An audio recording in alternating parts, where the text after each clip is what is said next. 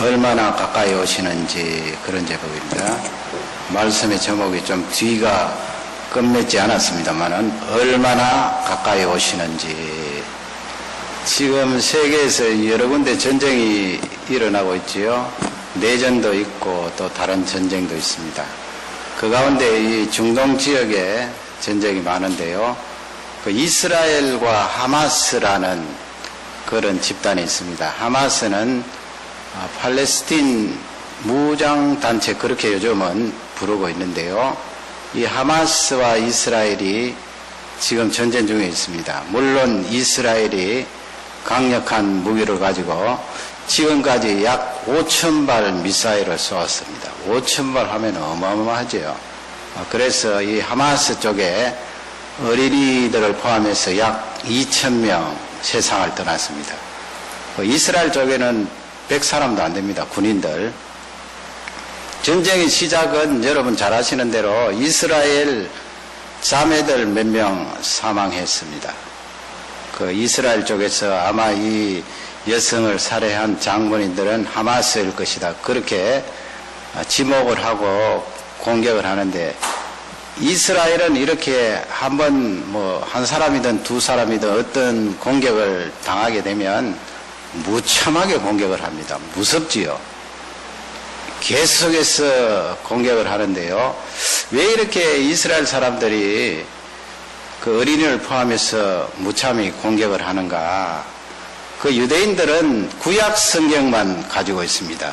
여러분 아시죠? 구약 성경 창세기부터 말라기 39권. 그들은 신약 성경이 없습니다.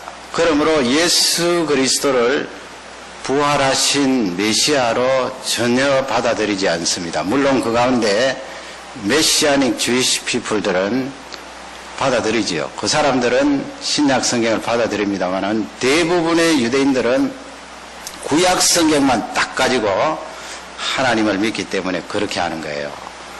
레위기 19장 18절 보면은 거기에 이웃 사랑하기를 내 몸과 같이 하라 하는 그런 말씀이 있어요. 여러분 마가복음이나 복음서에 예수님께서 내 이웃을 내 몸과 같이 사랑하라 하는 그 말씀 하셨지요. 그러나 구약성경 레위기에 그 말씀이 있는 거예요. 이웃 사랑하기를 내 몸과 같이 하라.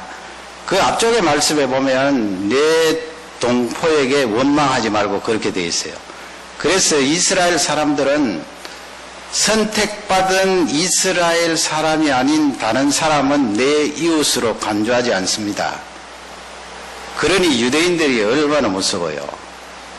그 사람들이 예수 그리스도를 영접하고 메시아로 받아들였더라면 그렇게 잔혹하게 하지는 못할 것입니다. 그러나 구약 성경을 붙들고 그냥 그 이웃 사랑의 범주를 자기들 테두리 안에 두고 하기 때문에 미사일을 5,000발씩 그렇게 발사를 하게 됐는데, 물론 조그마한 나라 인구도 적고 그 중동 지역 이스라엘에 생존하기 위해서 조그마한 그런 피해가 있으면 맛보기를 보여주는 것도 중요합니다만은 그들에게 근본적인 그런 사상이 있는 것입니다.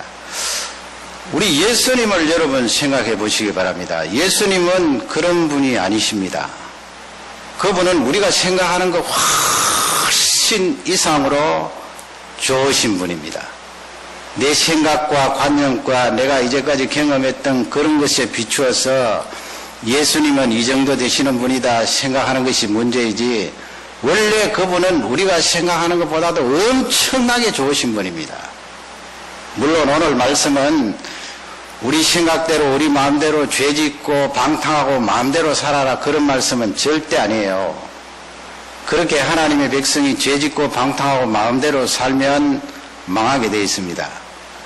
철저히 깨어지고 부서지게 되어 있습니다.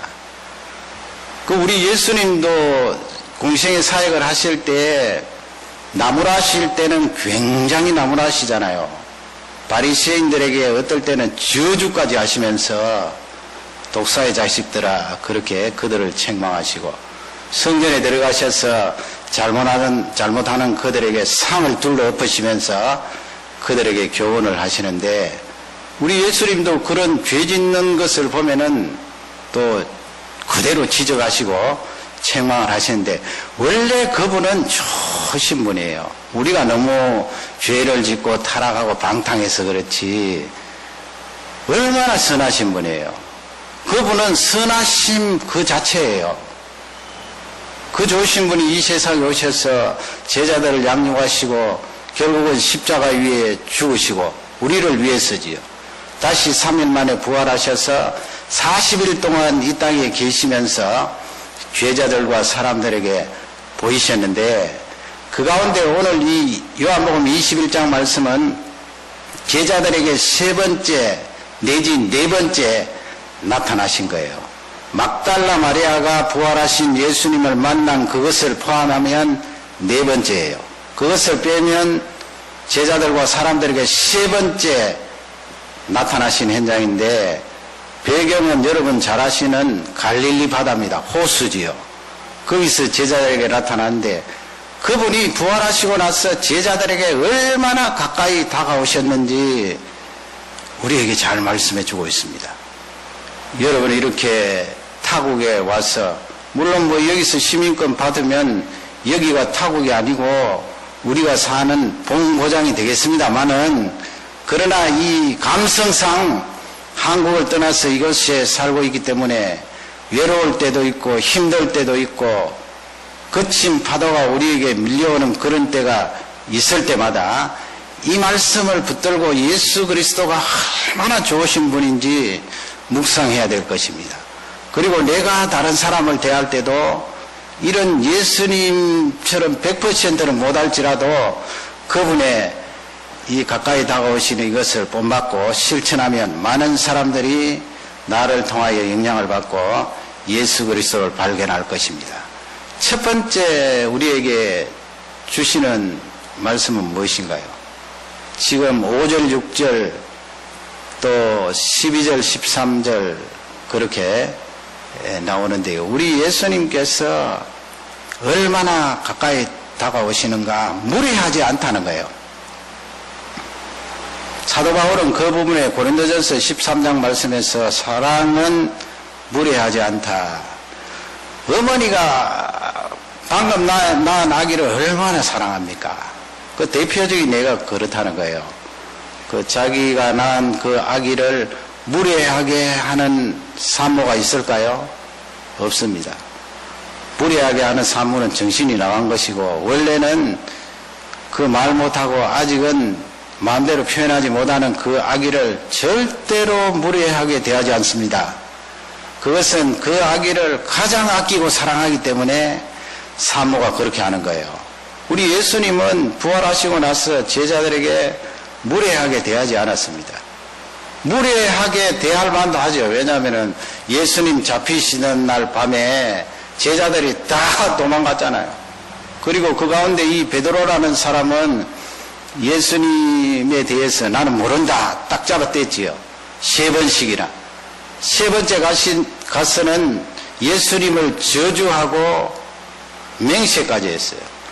하나님 앞에 내가 맹세하는데 나는 예수 그리스도 모른다. 그리고 들어봐라. 내가 이렇게 저주하지 않느냐. 예수님을 저주하면서 부인을 했습니다. 그러면 여러분 선생된 입장에서 3년 동안 그들을 가르치고 양육했는데 무례한 것도 아니죠. 그들을 딱 처음 만났을 때 지금 처음은 아닙니다만은 나무래고 책망하고 꾸짖을 수 있는 거예요. 그러나 우리 예수님은 그런 것조차도 하지 않으신 분이에요. 그러니 제자들을 사랑하시고 우리를 사랑하시는 그분은 무례하지 않으신다 하는 것을 잘 알려주고 있습니다. 그걸 어떻게 할 수가 있는가? 5절, 6절인데요. 5절을 먼저 읽겠습니다. 예수께서 이르시되 얘들아 너희에게 고기가 있느냐 대답하되 없나이다. 예수님 제자들 가운데 갈릴리 바다에서 성장하고 거기서 고기를 잡는 것이 직업인 제자들이 여러 명 있습니다. 그 가운데 대표적인 사람들이 누굽니까? 베드로 있고 그 형제 안드레 있고 지금 이 요한복음을 기록한 요한과 야고보 있잖아요. 원래 어부 출신들이에요. 고기 잡다가 예수님께서 그들을 부르셔서 예수님의 제자가 되었는데 이 사람들이 예수님 십자가에 죽으시고 그 다음에 부활하신 그 목격을 했는데도 불구하고 제가 아까 3번째 내지 4번째라 그랬잖아요.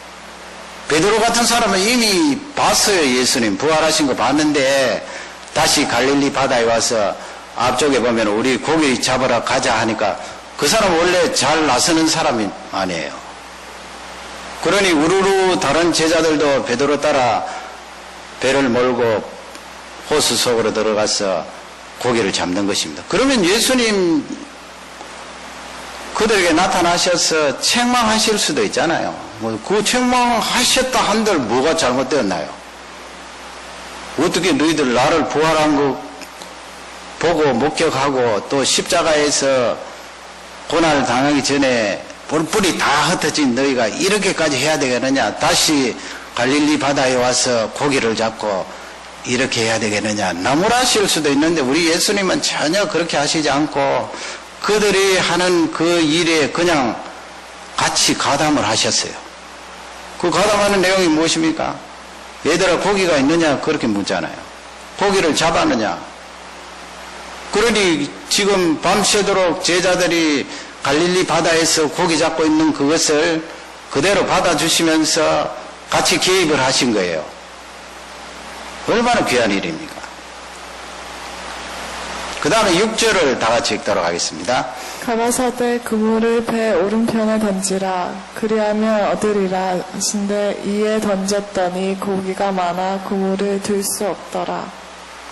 오른편에 던지라. 누가복음 5장에는 깊은 데로 가서 그물을 내리라 해서 배가 그물이 찢어질 정도로 그렇게 고기를 많이 잡았는데 그 본문하고 지금 달라요. 다른 사건이에요. 그건 베드로가 부름을 받을 때 처음 있었던 사건이고 지금은 부활하시고 나서 예수님께서 배 오른편에 그물을 던지려 하니까 새벽이잖아요.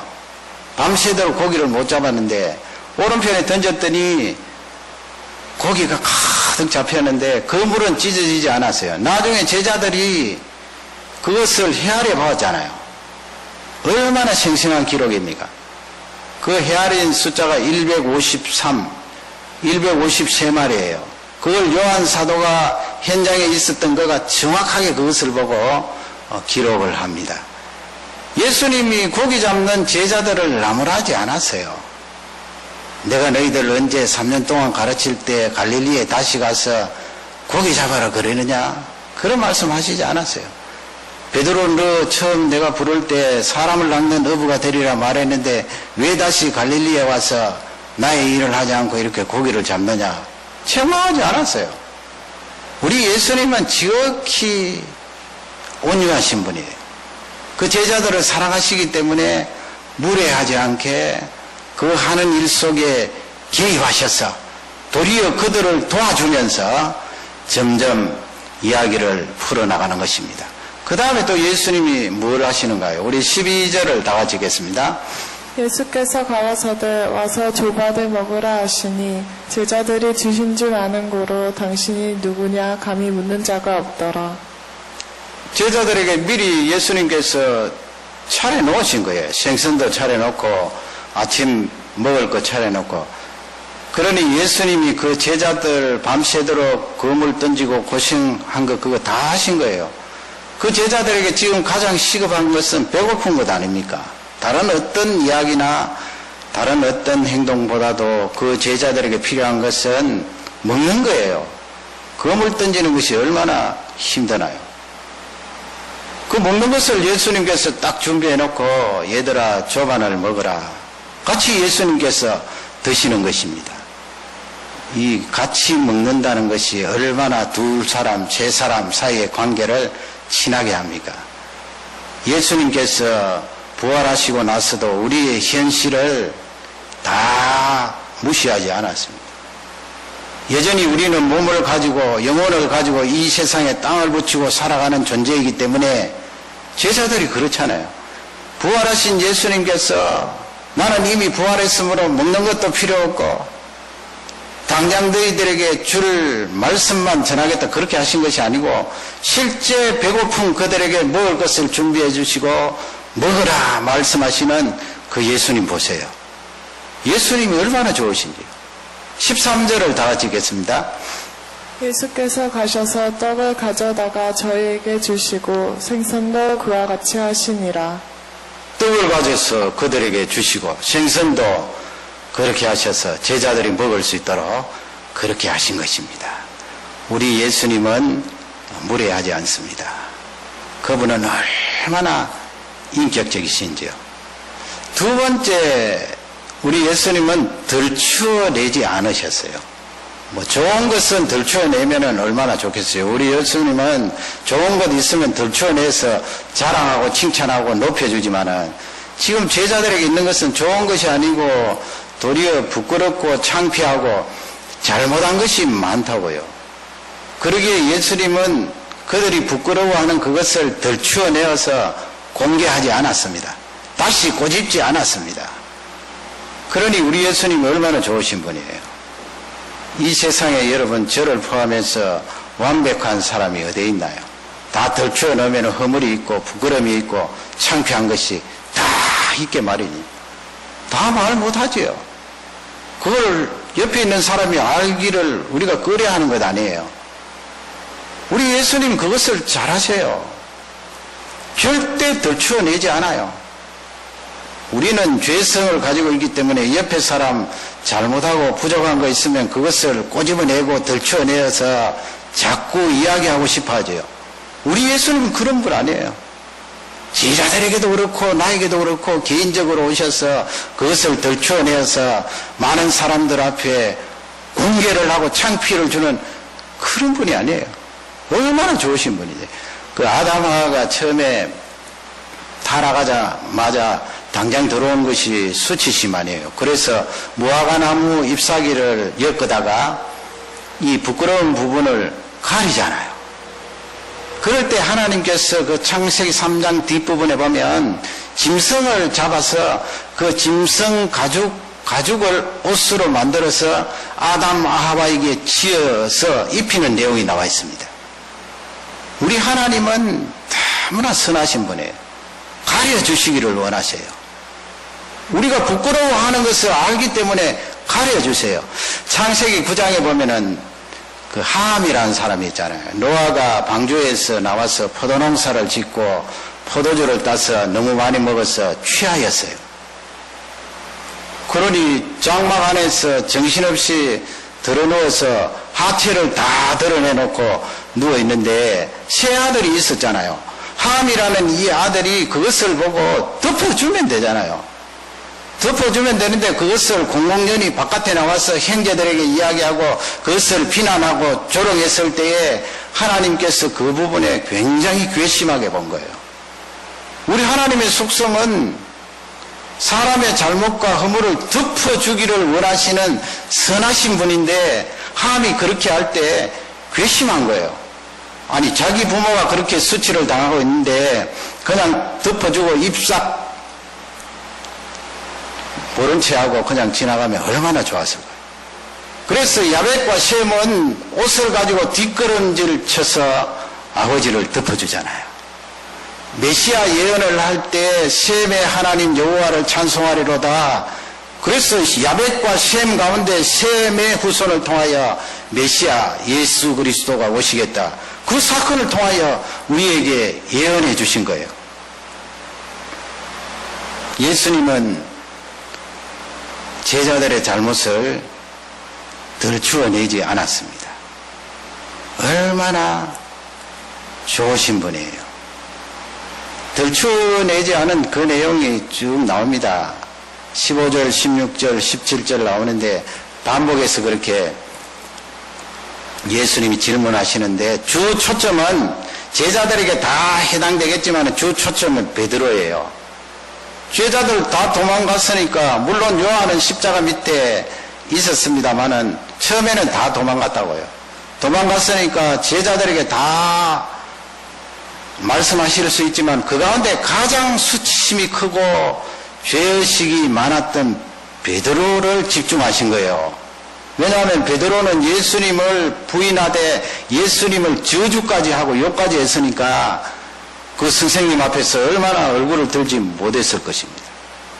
15절 보면 그 베드로를 향하여서 질문을 하시고 베드로가 대답하는 내용이 나와 있는데 우리 15절을 읽겠습니다. 저희가 조반 먹은 후에 예수께서 시몬 베드로에게 이르시되 요한의 아들 시몬아 내가 이 사람들보다 나를 더 사랑하느냐 하시니 가로되 주여 그러하오이다. 내가 주를 사랑하는 줄 주께서 아시나이다. 가라사대 내 어린 양을 먹이라 하시고. 그 15절, 16절, 17절은 거의 내용은 비슷합니다. 물론 원어를 보면은 조금 차이가 있어요. 단어에 다른 단어를 사용했거든요. 그러면 예수님께서 그 베드로의 잘못과 허물을 들추어내지 않았다는 그 내용이 어디 있는가? 먼저 그렇게 부르잖아요. 시몬아, 시몬아. 시몬은 원래 이름입니다. 이 시몬이 예수님 만나고 나서 예수님께서 네가 장차 반석이 되리라 그렇게 말씀하시면서 그 반석을 헬라말로 하면 페트로스 아니에요. 페트로스, 반석이 되겠다. 그래서 그것을 영어로 바꾸면 피터입니다. 피터. 헬라말은 페트로스. 예수님께서 지어주신 이름이에요. 네가 나를 만나서 나의 일을 할 것이요 나를 만나 나의 제자가 되었다. 네 이름을 반석이라 해라. 베드로라 해라. 그런데 보세요. 지금 마음속에 아픔과 고통과 허물을 안고 예수님 앞에 있는 베드로에게 베드로야 네가 나를 사랑하느냐 이렇게 물으면 베드로가 벌써 이름 딱 들을 때 찔끔하잖아요. 예수님 만나고 나서 예수님이 지어주신 이름인데 베드로야 하면은 그 이름이 과거에는 예수님 잘 섬길 때는 자부심을 느끼고 자랑하게 되었지만은 지금은 아니잖아요. 예수님 부인하고 어찌 보면은 이 가룟 유다보다는 조금 낫지만은 거의 버금가는 그런 잘못을 한 거예요. 그런데 우리 예수님은 그 베드로야 그렇게 부르지 않고 시몬아 불렀어요. 과거의 이름을. 얼마나 부담이 적어요. 여러분 예수님이 이렇게 세심한 배려를 하시면서 우리의 모든 이 심정을 살피시는 내용이 나와 있습니다. 그리고 그 앞에 보면 누구의 아들 그러잖아요. 유대인들은 그렇게 잘 불러요. 누구누구의 아들 누구다. 벤허 할 때 허의 아들이잖아요. 허의 아들. 벤이 아들이고요. 그러면 요한의 아들 시몬을 이렇게 유대인들이 잘 부르지만 지금 이 문맥상에는 예수님께서 베드로의 시몬의 아버지를 거기에 끼워 넣으면서 베드로를 부른 것은 이렇게 창피할 때 다른 사람 이름 한 사람 더 들어와 있으면 훨씬 낫잖아요. 내가 창피를 당하고 있는데 내 옆에 누구 한 사람이 끼어들어서 같이 창피를 당해주면 얼마나 내가 수월해요. 훨씬 수월해요. 예수님께서 그것을 염두에 두시면서 요한의 아들 시몬아 내가 나를 사랑하느냐 그렇게 물을 때 이 헬라어 시제를 보면 현재 시제예요. 현재 시제. 예를 들면 과거로 물었다고 생각해 보세요. 요한의 아들 시몬아 내가 나를 사랑했느냐? 과거로 예수님이 물으시면 마음의 잘못을 가진 그 베드로는 얼핏 생각나는 것이 뭘까요? 그날 밤 예수님을 저주하고 욕하고 부인했던 그날 밤이 단번에 들어오는 거예요. 그러면 부담이 되지 않아요. 아, 예수님이 나의 허물을 지적하시는구나. 이걸 아신 예수님께서 현재 시제로 물으시는 거예요. 현재 시제로. 그리고 예수님이 거기 사랑하느냐 물을 때는 아가파오라는 헬라어 단어를 사용했어요. 아가페. 여러분 아가페 아시죠? 조건 없는 사랑. 네가 조건 없이 전적으로 하나님 앞에 헌신하겠느냐? 네가 나를 조건 없이 나를 사랑하느냐? 현재 시제로 물을 때 이 베드로가 답변을 어떻게 하는가 하면 내가 주를 사랑하는 줄 주께서 아십니다. 그렇게 답변할 때 내가 주를 사랑하는 줄 그 사랑은 필레오예요. 필레오. 헬라 원전에 보면 친구의 사랑이에요. 친구의 사랑. 내가 예수님을 친구의 사랑으로 사랑하는 베드로는 그렇게 답변할 수밖에 없잖아요.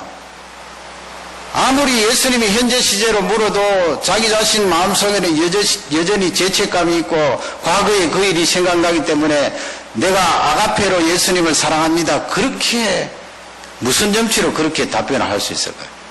사랑하는 마음은 속에 있지만은.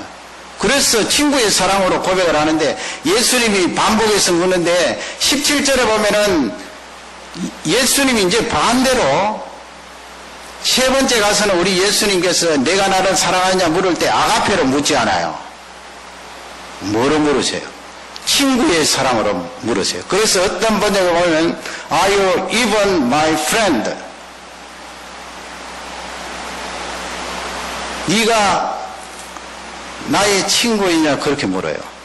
우리 번역에는 내가 나를 사랑하느냐 그걸 풀면 네가 나를 친구의 사랑으로 사랑하느냐 네가 나의 친구냐. 그러니까 우리 예수님이 베드로의 그 대답에 따라 맞추어 주신 거예요. 끝까지 우리 예수님은 베드로의 그 잘못과 허물을 덜추어 내지 않으셨다 하는 것을 우리에게 잘 알려주고 있습니다. 얼마나 귀한 말씀입니까? 예수님은 나의 과거의 허물, 지금 현재의 잘못 덜추어내어서 그것을 만방에 알리고 많은 사람들에게 창피를 주고 고통을 주는 그런 분이 절대로 아니에요. 이 세상에 있는 사람이 만든 많은 우상들, 많은 신들은 사람들을 뒤흔들고 그렇게 하면 내가 벌 줄게, 너희 집에 화가 내릴 것이다, 너 창피를 당할 것이다. 그래서 사람이 만든 그 종교 우상 신들은 그 앞에 가면 벌벌 떨어요. 무서워서 견딜 수가 없어요. 그러나 우리 예수님은 그런 분 아니에요. 덜추어내지 않으지. 도리어 하나님의 말씀을 통하여 성령의 은혜로 내 마음을 감동시키셔서 야, 그 일이 잘못되었구나. 내가 예수님 앞에 회개해야지, 돌이켜야지. 그렇게 하시는 분이지 그걸 덜추어내서 만방에 알리고 창피를 주는 그런 예수님이 아니세요. 얼마나 귀한 예수님이세요. 얼마나 좋으신 예수님이세요. 그 다음에 마지막으로는 예수님이 베드로에게 내가 너를 쓰겠다 말씀하는 거예요. 지금 현재로. 이전에도 여러 번 말씀하셨지만은 부활하시고 나서 예수님께서 내가 너를 쓰겠다 하는 말씀은 베드로에게는 결정적인 말씀이에요. 왜냐하면 이미 그가 예수 그리스도를 부인하고 예수님 저주했기 때문에 얼마나 두려워요. 그분이 메시아요 하나님의 아들이신데 그 상황에서 예수님께서 베드로에게 내가 너를 쓰겠다. 그게 지금 15절에서는 내 양을 먹이라, 16절에서는 내 양을 치라, 17절에서는 내 양을 먹이라. 예수님이 3번 반복한 거예요. 내가 너를 쓰겠다 강조하시는 것입니다. 인생에 사는 목적이 다시 설정이 되고 회복이 된 거 아니에요. 내가 이렇게 선생님을 부인하고 저주까지 했는데 어떻게 선생님이 하시던 그 일을 내가 대를 이어서 할 수 있겠는가? 굉장한 회의와 불안과 좌절이 있을 텐데 예수님이 내가 너를 다시 쓰시겠다 말씀하신 거예요. 17절을 함께 읽겠습니다. 세 번째 가라사대 요한의 아들 시몬아 내가 나를 사랑하느냐 하시니 주께서 세 번째 내가 나를 사랑하느냐 하심으로 베드로가 근심하여 가로되 주여 모든 것을 아시오매 내가 주를 사랑하는 줄을 주께서 아시나이다. 예수께서 가라사대 내 양을 먹이라. 내 양을 먹이라. 3번 반복해서 하시는 말씀이에요. 중간에 내 양을 치라 그 말씀은 같은 맥락의 말씀이에요. 반복을 바꾸고 다른 단어를 사용하셨지만은 내 양을 먹이라. 네가 내 일을 할 수 있다. 복음을 위해서 일생 살아라. 베드로가 완전 회복되는 거죠. 여러분 우리가 내적 치유하고 상담을 받고 내가 그 상담의 결과로 얻은 것이 내 속에 있는 이 엉어리들이 다 해결되었다, 치유함받았다 말하지만 내 인생의 목적이 설정되어 있지 않으면 완전한 치유는 아니잖아요. 그렇게 치유받고 나서 그 다음에는 내가 앞으로 어떻게 살아야 될 것이며 무엇을 위해서 헌신하는 존재가 되어야 될 것인가, 그 부분이 없으면 사람이 무슨 의미가 있습니까? 이 베드로에게 네가 하나님의 일 그 할 귀한 존재이다 하는 것을 예수님이 알려주고 계시는 거예요. 여전히 너는 나의 제자이다. 여러분, 예수님은 나에게도 이렇게 동일하게 다가오셔서 나를 인도해 주시고 나를 구원해 주십니다. 어떤 분의 시를 보니까 제가 정확하게 외우지는 못하겠고요. 내용은 이래해요. 어떤 존재를 내가 멀리서 보았을 때는 너무 아름다웠는데, 뭐 그게 사람이 될 수도 있고 어떤 대상, 사물이 될 수가 있겠지요. 너무너무 아름다웠는데 가까이서 이렇게 대하고 보니까 추하더라는 것입니다. 또 어떤 존재는 너무 멀리 있어서 가물가물 잘 보이지도 않는데 가까이 딱 맞닥뜨려서 보니까 그렇게 아름답더라는 거예요.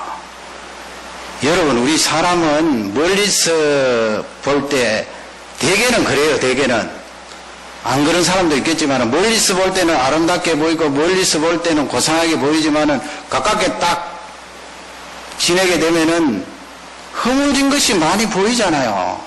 안 그런 사람이 이 세상에 어디에 있어요. 그렇기 때문에 가정이 깨어지고 친구 간의 우정이 갈라지고 그런 일이 일어나죠. 배신이 일어나고. 그러나 우리 예수님은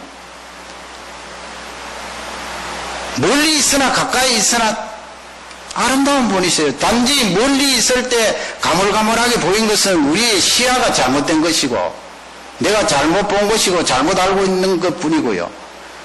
그분이 나에게 가까이 오시면, 내가 그분에게 가까이 가면 그분은 너무 선하신 분이고 아름다운 분이세요. 나의 속 깊숙이까지 이해해 주시고 감찰해 주시고 어루만져 주시고 은혜를 주신 그분이 바로 예수님이십니다. 그분은 힘없는 분이 아니십니다. 십자가 위에서 그때 세상을 떠난 그것이 전부가 아니에요.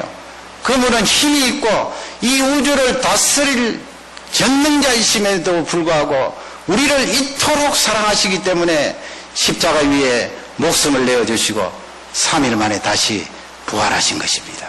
그 부활하신 예수님은 지금도 우리와 함께 하시고 우리의 어려움 속에 같이 고통을 나누는 줄 확신합니다. 그 예수님을 기대시고 의지하시고 그 예수님께 부르짖는 능력의 종들이 되시기를 주님의 이름으로 축원합니다.